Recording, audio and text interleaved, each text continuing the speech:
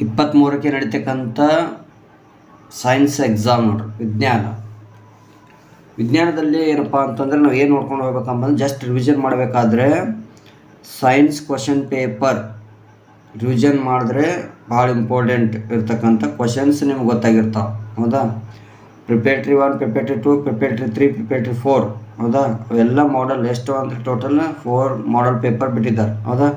ಅದ್ರ ಒಳಗಿಂದ ಕ್ವಶನ್ಸ್ ಬರ್ತಾವೆ. ಹೌದಾ? ಅಷ್ಟು ಈಜಿ ಇರ್ತಕ್ಕಂಥ ಒಂದು ಸೈನ್ಸ್ ಪೇಪರ್. ಹೌದಾ? ಈಸಿಯಾಗಿ ಯಾವ ರೀತಿಯಾಗಿ ಮಾಡ್ಕೋಬೇಕು ಅಂತಂದರೆ ನಾವು ಕ್ವಶನ್ಸನ್ನು ಇಂಪಾರ್ಟೆಂಟ್ ಇರ್ತಕ್ಕಂಥ ಕ್ವಶನ್ಸ್ ಯಾವುದವ ಅವು ಚಾಪ್ಟರ್ ವೈಸ್ ರಿವಿಷನ್ ಮಾಡ್ಕೊತ ಹೋದರೆ ನಮ್ಗೆ ಈಸಿ ಆಗಿಬಿಡ್ತು. ಹೌದಾ? ಈ ಥರ ನೋಡ್ರಿ, ಇದೇ ಥರ ಒಂದು ಕ್ವಶನ್ ಪೇಪರ್ ಯಾವ ರೀತಿಯಾಗಿ ಇರ್ತದ ಅಂತಕ್ಕಂಥದ್ದು ನೋಡ್ರಿ. ಇಂಪಾರ್ಟೆಂಟ್ ಇರ್ತಕ್ಕಂಥ ಒಂದು ಕ್ವಶನ್ಸ್. ಫಸ್ಟ್ ಪಾರ್ಟ್ ಎ ನೋಡ್ರಿ, ಫಿಸಿಕ್ಸ್. ಇಲ್ಲಿ ಬಹು ಆಯ್ಕೆಯಲ್ಲಿ ಫಿಸಿಕ್ಸ್ದಲ್ಲಿ ಕೇಳ್ತಕ್ಕಂಥ ಪ್ರಶ್ನೆ ಯಾವುದಪ್ಪ ಅಂದರೆ ಗೋಳಿಯ ದರ್ಪಣದ ಪ್ರತಿಫಲಿಸುವ ಮೇಲ್ಮೈನ ವ್ಯಾಸ ಅಂತ ಕೇಳ್ಯಾರ. ಮೇಲ್ಮೈನ ವ್ಯಾಸ ಅಂತ ಕೇಳಿದ್ರೆ ಅದಕ್ಕೆ ಏನಂತ ಕರೀತಾರೆ? ಗೋಳಿಯ ದರ್ಪಣದ ಪ್ರತಿಫಲಿಸುವ ಮೇಲ್ಮೈನ ವ್ಯಾಸವು ಏನಾಗಿರ್ತದೆ ಅಂದರೆ ಅಪರ್ಚರ್ ಅಂತ ಕರೀತಾರೆ. ಅದಕ್ಕೆ ಏನಂತಾರೆ? ಅಪರ್ಚರ್. ನೆಕ್ಸ್ಟ್ ಸೆಕೆಂಡ್ ಪ್ರಶ್ನೆ ನೋಡಿ, ಒಂದು ವಿದ್ಯುತ್ ಮಂಡಲದಲ್ಲಿ ವಿಭಿನ್ನ ರೋಧ ಹೊಂದಿರುವ 3 ರೋಧಕಗಳನ್ನು ಸಮಾನಾಂತರವಾಗಿ ಸಂಪರ್ಕಿಸಿ ಸ್ವಿಚ್ ಆನ್ ಮಾಡಿದಾಗ ಎಲ್ಲ ರೋಧಕಗಳು ಏನಾಗ್ತಾವೆ ಅಂತಂದರೆ ಒಂದೇ ರೀತಿಯಾಗಿ ಉಳಿಯುವ ಪ್ರಮಾಣವೆಂದರೆ ಅದಕ್ಕೇನಂತ ಕರೀತಾರೆ ಅಂತಕ್ಕಂಥದ್ದು ನೋಡ್ರಿ. ಉಳಿಯುವ ಪ್ರಮಾಣ ಆಪ್ಷನ್ಸ್ 4 ಆಪ್ಷನ್ಸ್ ಅದ ನೋಡ್ರಿ. ಅದಕ್ಕೇನಂತ ಕರಿತೀವಿ ಅಂದರೆ ವಿಭವಾಂತರ ಅಂತ ಕರೀತಾರೆ. ಅದಕ್ಕೆ ವಿದ್ಯುತ್ ಮಂಡಲದಲ್ಲಿ ಓವರ್ಲೋಡ್ ಉಂಟಾಗಲು ಕಾರಣಗಳೇನು ಅಂತಂತಾರೆ. ಈಗ ನೋಡ್ರಿ, ಕಾರಣಗಳೇನು ಅಂತಂದ್ರೆ ಬರಿಬೇಕಲ್ಲ. ಹೌದಾ? ಭಾಳ ಇಂಪಾರ್ಟೆಂಟ್ ಪ್ರಶ್ನೆ ಇದು. ವಿದ್ಯುತ್ ಬಗ್ಗೆ, ಓವರ್ಲೋಡ್ ಬಗ್ಗೆ ಆಯಿತು, ಸ್ವಿಚ್ ಬಗ್ಗೆ, ಮತ್ತೇನಪ್ಪ ಅಂತಂದರೆ ಫ್ಯೂಸ್ ಬಗ್ಗೆ ಕ್ವಶನ್ ಇದ್ದೇ ಇರ್ತದೆ. ಇಲ್ಲಿ ನೋಡ್ರಿ, ಫಸ್ಟ್ ಏನಪ್ಪ ಅಂತಂದರೆ ಏನಿಲ್ಲ, ಸಿಂಪಲ್ ಆಗಿ ಸಜೀವ ತಂತಿ ಮತ್ತು ತಟಸ್ಥ ತಂತಿಗಳ ನಡುವೆ ನೇರ ಸಂಪರ್ಕ ಹೊಂದಿರಬೇಕು. ಪಾಯಿಂಟ್ ಟು ಪಾಯಿಂಟ್ ಹಿಂಗೆ ನೆನಪಿಡ್ರಿ. ಸರಬರಾಜಾಗುವ ವೋಲ್ಟೇಜ್ನ ಆಕಸ್ಮಿಕ ಹೆಚ್ಚಳ ಇಷ್ಟೇ ಬರೀಬೇಕು. ಹಲವು ಉಪಕರಣಗಳನ್ನು ಒಂದೇ ಸಾಕೆಟ್ಗೆ ಜೋಡಿಸುವುದು. ಶಾರ್ಟ್ ನೋಡ್ರಿ, ಎಷ್ಟು ಪಾಯಿಂಟ್ ಹೆಂಗೆ ಬರೀಬೇಕು, ಎಷ್ಟು ಬರೀಬೇಕು, ಟೈಮ್ ಹೆಂಗೆ ಉಳಿತಾಯ ಮಾಡಬೇಕು ಅಂತಕ್ಕಂಥದ್ದು ನೋಡಿರಿ. ವಿದ್ಯುತ್ ಮಂಡಲದಲ್ಲಿ ದೋಷಯುಕ್ತ ಉಪಕರಣಗಳ ದೋಷಯುಕ್ತ ಸಂಪರ್ಕ, ಈ ಥರ ಪಾಯಿಂಟ್ಸ್ ಬರೀಬೇಕು ನೀವು. ಹೌದಾ? ನೆಕ್ಸ್ಟ್ ನೋಡ್ರಿ, ಯಾವುದಾದ್ರೂ ನೋಡ್ರಿ 2 ಕರೆಕ್ಟ್ ಆದವು, 4 ಪಾಯಿಂಟ್ ಬರೆದ್ರೆ 2 ಕರೆಕ್ಟ್ ಆದವು ಅಂತಂದ್ರೆ ನೋಡ್ರಿ, ಹಾಫ್ ಮಾರ್ಕ್ಸಿದ್ದು 1 ಮಾರ್ಕ್ಸ್ ಕೊಟ್ಟಿರ್ತಾರೆ. ನೆಕ್ಸ್ಟ್, ಸ್ವತಂತ್ರವಾಗಿ ತೂಗು ಬಿಟ್ಟ ವಿದ್ಯುತ್ ಪ್ರವಾಹವಿರುವ ತಾಮ್ರದ ಸಮಾನಾಂತರ ತಂತಿಗಳ 2 ಸನ್ನಿವೇಶಗಳನ್ನು ಕೆಳಗಿನ ಚಿತ್ರದಲ್ಲಿ ತೋರಿಸಲಾಗಿದೆ. ಹೌದಾ? ಸನ್ನಿವೇಶ ಕಂಪಲ್ಸರಿ ಈ ಟೈಪ್ ಕೊಟ್ಟೆ ಕೊಡ್ತಾರೆ ನೋಡ್ರಿ. ಸನ್ನಿವೇಶ 1, ಸನ್ನಿವೇಶ 2 ಅಂತೇಳಿ. ಇವುಗಳಲ್ಲಿ ಯಾವ ಸನ್ನಿವೇಶದಲ್ಲಿ ತಂತಿಗಳು ಪರಸ್ಪರ ಆಕರ್ಷಿಸುತ್ತವೆ? ನಿಮ್ಮ ಉತ್ತರವನ್ನು ಸಮರ್ಥಿಸಿ ಅಂತ ಕೊಟ್ಟಿರ್ತಾರೆ. ಅಂದರೆ ಯಾವ ಸನ್ನಿವೇಶದಲ್ಲಿ ತಂತಿಗಳು ನಮ್ಮ ಪರಸ್ಪರ ಆಕರ್ಷಣೆ ಆಗ್ತಾವ ಅಂತಕ್ಕಂಥದ್ದು. ಈ ಥರ ಕೇಳಿದ್ರೆ ಅಲ್ಲಿ ನೋಡ್ರಿ, ಡಯಾಗ್ರಾಮ್ ನೋಡ್ರಿ, ಎ ಮತ್ತು ಎಮ್ ಇಲ್ಲ ನೋಡ್ರಿ. ಇಲ್ಲಿ L1 L2, ಇಲ್ಲಿ L1 L2 ಅದ, ಇಲ್ಲಿ ಎ ಬಿ ಅದ, ಇಲ್ಲಿ M N ಅದ. ಇಲ್ಲಿ ನೋಡ್ರಿ 2 ಏರೋ ಮಾರ್ಕ್ ನೋಡ್ರಿ. ಸನ್ನಿವೇಶ ಒಂದರದಾಗ 2 ಏರೋ ಮಾರ್ಕ್ ಒಂದು ಕಡೆ ಅವ. ಹೌದಾ? ಬಿದಾಗ 2 ಏರೋ ಮಾರ್ಕ್ ಒಂದು ಅಪೋಸಿಟ್ ಅದ. ಹೌದಾ? ಯಾವಾಗ ಆಕರ್ಷಣೆ ಆಗ್ತಾವ ಅಂತ ಕೇಳ್ಯಾರ ಅವರು. ಅದು ನೋಡಿದ್ರೆ ಏನಂತ ಸನ್ನಿವೇಶ 1ರಲ್ಲಿ ನೋಡ್ರಿ, ವಿದ್ಯುತ್ ಪ್ರವಹಿಸುತ್ತಿರುವ ಯಾಕೆ ಸನ್ನಿವೇಶ 1ದಾಗ ಯಾಕೆ ಆಗ್ತಾವ ಅಂತಂದ್ರೆ ಒಂದೇ ಕಡೆ ಹೋಗ್ತಿರ್ತಾವೆ. ಹೌದಾ? ವಿದ್ಯುತ್ ಪ್ರವಹಿಸುತ್ತಿರುವ ವಾಹಕದ ಸುತ್ತಲಿನ ಬಲದ ದಿಕ್ಕು ವಿದ್ಯುತ್ ಪ್ರವಾಹದ ದಿಕ್ಕನ್ನು ಅವಲಂಬಿಸಿರುತ್ತದೆ. ವಿದ್ಯುತ್ ಪ್ರವಹಿಸುವಿಕೆಯು ಒಂದೇ ದಿಕ್ಕಿನಲ್ಲಿ ಹರಿಯುವಾಗ ಪ್ರತಿ ವಾಹಕವು ಇನ್ನೊಂದು ವಾಹಕದ ಕಡೆಗೆ ಬಲವನ್ನು ಅನುಭವಿಸುತ್ತದೆ. ಇದು ಆಕರ್ಷಣೆಯನ್ನು ಉಂಟು ಮಾಡುತ್ತದೆ ಅಂತ ಬರೀಬೇಕು ನಾವು. ನೆಕ್ಸ್ಟ್ ನೋಡ್ರಿ, ಅಪಾಯದ ಸಂಕೇತ ದೀಪಗಳು ಯಾವ ಬಣ್ಣದಾಗಿರುತ್ತವೆ? ಆ ಬಣ್ಣಕ್ಕೆ ಏಕೆ ಆದ್ಯತೆ ನೀಡಲಾಗುತ್ತದೆ? ಅಪಾಯದ ಸಂಕೇತ ಹೌದಾ ಯಾವ ಬಣ್ಣದಾಗಿರ್ತದೆ ಮತ್ತು ಆ ಬಣ್ಣಕ್ಕೆ ನಾವು ಹೆಚ್ಚಿಗೆ ಯಾಕೆ ಆದ್ಯತೆ ಕೊಡ್ತೀವಿ ಅಂತಂದರೆ 9 ಬರಿ ಅಂತ ಕೇಳ್ಯಾರ. ಹೌದಾ? ಜಾಸ್ತಿ ಯಾವುದಪ್ಪ ಅಂದರೆ ಅಪಾಯದ ಸಂಕೇತ ಇರೋದು ಕೆಂಪು ಬಣ್ಣ. ಏಕೆಂದರೆ ಕೆಂಪು ಬಣ್ಣವು ವಾತಾವರಣದಲ್ಲಿ ಕನಿಷ್ಠ ಚದುರುತ್ತದೆ.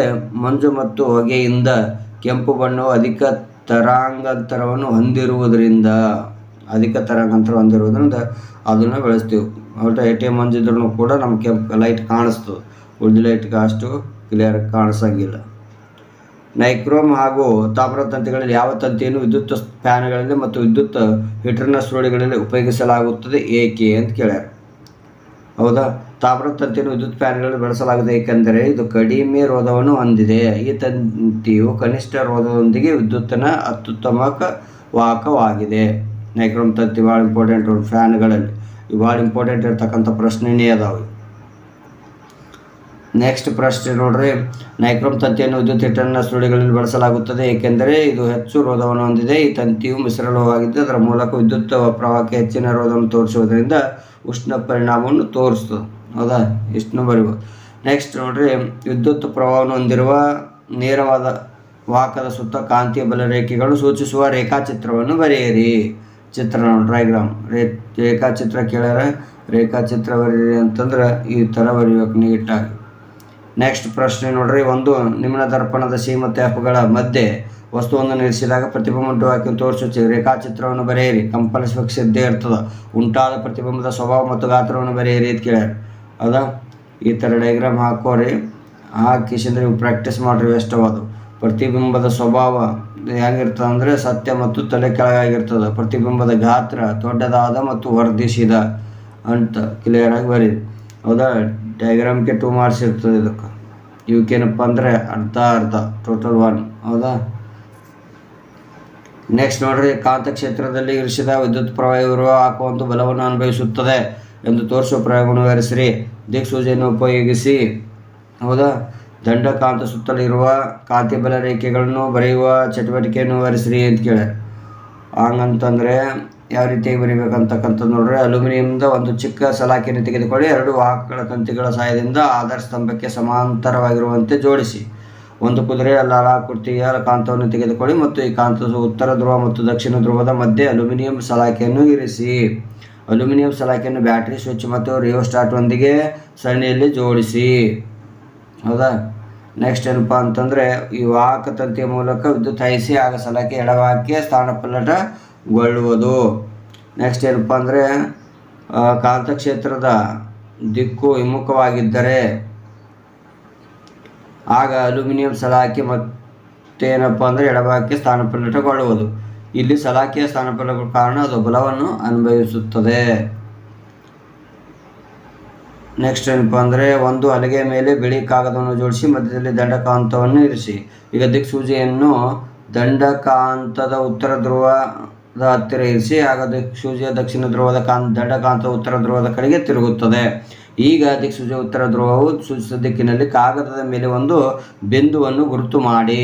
ಈಗ ದಿಕ್ಸೂಚಿಯನ್ನು ಅದರ ದಕ್ಷಿಣ ಧ್ರುವವು ಸೂಚಿಸುವ ಬಿಂದುವಿನ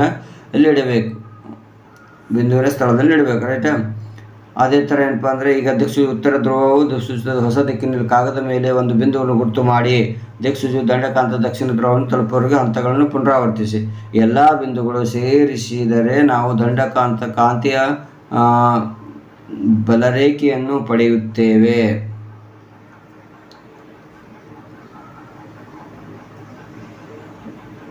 ಅದೇ ಥರ 10ನೇ ಪ್ರಶ್ನೆ ನೋಡಿ, ಕಣ್ಣಿನಿಂದ 50 ಸೆಂಟಿಮೀಟರ್ಗಿಂತ ಹೆಚ್ಚಿನ ದೂರದಲ್ಲಿ ಪುಸ್ತಕವನ್ನು ಇರಿಸಿದಾಗ ಮಾತ್ರ ಒಬ್ಬ ವಿದ್ಯಾರ್ಥಿಯು ಪಠ್ಯ ಪುಸ್ತಕದ ಅಕ್ಷರಗಳನ್ನು ಸ್ಪಷ್ಟವಾಗಿ ತೊಂದರೆ ಇಲ್ಲದೆ ಓದುತ್ತಾನೆ. ಹಾಗಾದರೆ ಈ ಕಣ್ಣಿನ ದೋಷವನ್ನು ಗುರುತಿಸಿ.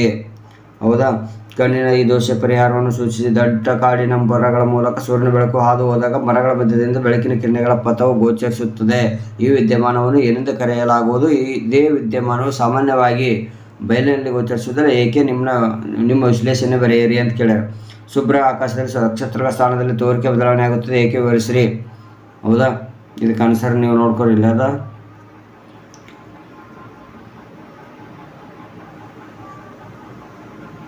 ವರ್ಧನೆ ಎಂದರೆ ಏನು? 11ನೇ ವಸ್ತು ಒಂದರಿಂದ ಉಂಟಾದ ಪ್ರತಿಬಿಂಬದ ವರ್ಧನೆಯನ್ನು ಲೆಕ್ಕಾಚಾರ ಮಾಡುವ ಸೂತ್ರವನ್ನು ಬರೆಯಿರಿ. ಬೆಳಕಿನ ಪ್ರತಿಫಲನದ ನಿಯಮಗಳನ್ನು ನಿರೂಪಿಸಿ. ನೋಡ್ರಿ 3 ಮಾರ್ಕ್ಸಲ್ಲಿ ಭಾಳ ಇಂಪಾರ್ಟೆಂಟ್ ಇರ್ತಕ್ಕಂಥ ಫಿಸಿಕ್ಸ್ನಲ್ಲಿ.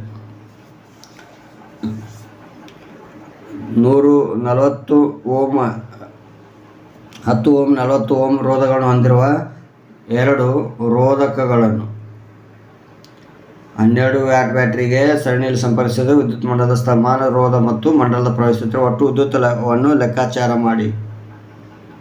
ಇದೊಂದು ಕೇಳಿರ್ತಾರೆ.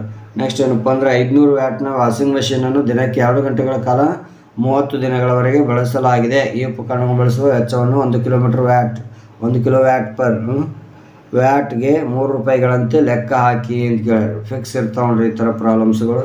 ಯಾವ ರೀತಿಯಾಗಿ ಸಾಲ್ವ್ ಮಾಡಬೇಕು ಅಥವಾ ಕೊಟ್ಟಿರಲ್ಲ ಹೌದಾ, ಯಾವುದನ್ನು ಕೂಡ ನೀವು ಮಾಡ್ಬೋದು. ಈ ಥರ ನೋಡ್ರಿ R1 R2 ಬರ್ಕೊಡ್ರಿ.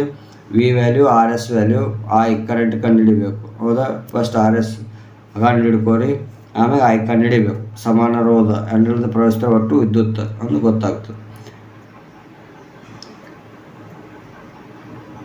ದತ್ತಾಂಶ ನೋಡ್ರಿ H R ಇದ್ದ ಪ್ರಶ್ನೆಗಳು. ಒಂದು ದ್ರಾವಣದ pH ಮೌಲ್ಯ ಹೆಚ್ಚಾದಂತೆ. ನೆಕ್ಸ್ಟ್ ಏನಪ್ಪ ಅಂದರೆ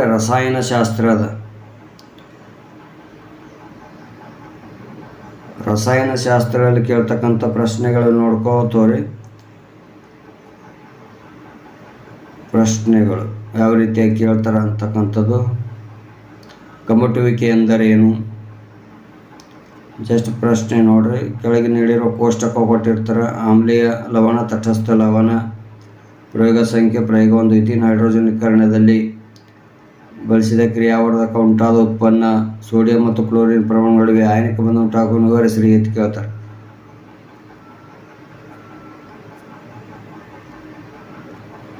ಸಮೀಕರಣ ಬರೆಯೋದಂತೂ ಕಂಪಲ್ಸರಿ ಇದ್ದೇ ಇರ್ತದೆ ನೋಡ್ರಿ. ತಟಸ್ಥೀಕರಣ ಎಂದರೇನು? ಸ್ಫಟಿಕೀಕರಣ. ನೀರು ಎಂದರೇನು? ಲ್ಯಾಕ್ಟಿಕ್ ಆಮ್ಲ. ಸೋಡಿಯಂ ಕಾರ್ಬೊನೇಟ್, ವಾಷಿಂಗ್ ಸೋಡಾ, ಚಲೋ ಪುಡಿ ಫಿಕ್ಸ್ ಇರ್ತಾವೆ. ಡಯಾಗ್ರಾಮ್ ನೋಡ್ರಿ, ಇದಂತೂ ಫಿಕ್ಸೇ ಅದ. ಕಾರಣಗಳನ್ನು ಕೊಡ್ತಕ್ಕಂಥದ್ದು ನೋಡ್ರಿ. ಎಥನೋಯಿಕ್ ಆಮ್ಲವನ್ನು ಗ್ಲೇಸಿಯಲ್ ಅಸಿಟಿಕ್ ಆಮ್ಲ ಎಂದು ಕರೆಯುತ್ತಾರೆ ಏಕೆ? ಕೆಳಗಿನ ಕಾರ್ಬನ್ ಸಂಖ್ಯೆ ರಚನಾ ಸೂತ್ರ ನೋಡಿ. ಬ್ಯೂಟೇನ್ ಮತ್ತು ಸೈಕ್ಲೋಹೆಕ್ಸೇನ್ ರಚನಾ ಸೂತ್ರ. ಸಾಬೂನಿಗೆ ಸ್ವಚ್ಛಗೊಳಿಸುವ ಪ್ರಕ್ರಿಯೆಯನ್ನು ವಿವರಿಸಿರಿ. ಬ್ಯೂಟೇನ್ ರಚನಾ ಸೂತ್ರ ನೋಡ್ಕೋತವ್ರಿ. ಯಾವ ರೀತಿ ಬರಿಬೇಕಂತಕ್ಕಂಥ ಇವತ್ತೇ ಪ್ರಾಕ್ಟೀಸ್ ಮಾಡ್ಕೊರಿ ಇದು ಫುಲ್. ನೆಕ್ಸ್ಟ್ ಜೀವ ವಿಜ್ಞಾನದಲ್ಲಿ ಕೇಳ್ತಕ್ಕಂಥದ್ದು ರೈಜೋಪಸ್ನಲ್ಲಿ ಹೊಸ ಜೀವಿಗಳನ್ನು ಉತ್ಪಾದಿಸುವ ಪ್ರಕ್ರಿಯೆ. ಹಣ್ಣಾಗಿ ಬೆಳೆಯುವ ಹೂವಿನ ಭಾಗ ಮತ್ತು ಸಸ್ಯದ ಬೇರಾಗಿ ಬೆಳೆಯುವ ಬೀಜದ ಭಾಗ ಕ್ರಮವಾಗಿ ಎತ್ತಿ ಕೇಳ್ಯಾರ. ಸಂಸರ್ಗದ ಕಾರ್ಯವೇನು? ಕೇಶರ ಮಾತ್ರ ಹೊಂದಿರುವ ಹೂಗಳಲ್ಲಿ ಸ್ವಕೀಯ ಪರಾಗಸ್ಪರ್ಶ ಸಾಧ್ಯವೇ? ಉತ್ತರ ಗುರುತ್ವಾಕರ್ಷಣೆ ಎಂದರೇನು?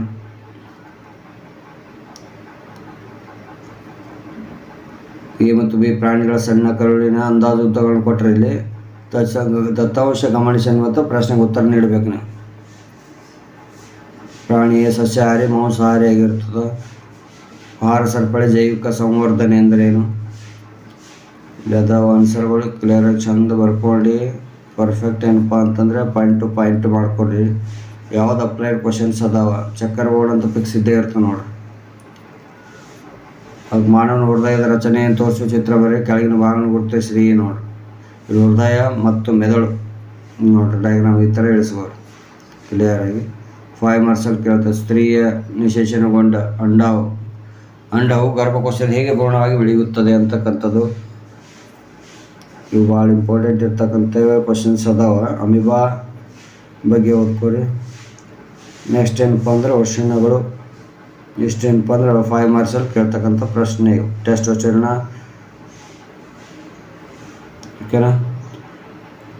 ಮತ್ತು ಇದೇ ಥರ ಏನಪ್ಪ ಅಂತಂದರೆ ಎಷ್ಟು ಭಾಳ ಇಂಪಾರ್ಟೆಂಟ್ ಇರ್ತಕ್ಕಂಥ ಇದೊಂದು ಕ್ವಶನ್ ಪೇಪರ್ ಅದ. ಕ್ವಶನ್ನು ಭಾಳ ಏನಪ್ಪ ಅಂದರೆ ಎಲ್ಲನೂ ಭಾಳ ಇಂಪಾರ್ಟೆಂಟ್ ಇರ್ತಕ್ಕಂಥ ಕ್ವಶನ್ಸೇ ಅದಾವೆ. ರಿಪೀಟ್ ಆಗೋ ಚಾನ್ಸಸ್ ಇರ್ತದೆ. ಕ್ಲಿಯರಾಗಿ ಓದ್ಕೋರಿ. ಓಕೆ, ವಿಡಿಯೋ ನೋಡಿದ ಎಲ್ಲರಿಗೂ ಧನ್ಯವಾದಗಳು.